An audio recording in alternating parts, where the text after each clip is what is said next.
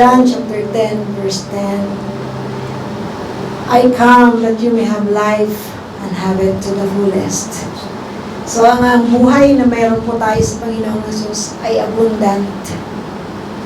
At dapat patuloy tayong manatili na hindi nagkukulang sa anumang bagay dahil ang ating Diyos ay puno.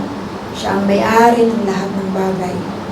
At tunay nga pong patuloy na dumaloy ang mga pagpapalang yan sa mga buhay ng bawat isa.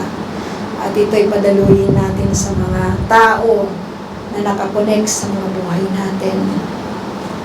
The Lord bless you and keep you. The Lord make His face shine upon you. The Lord be gracious unto you.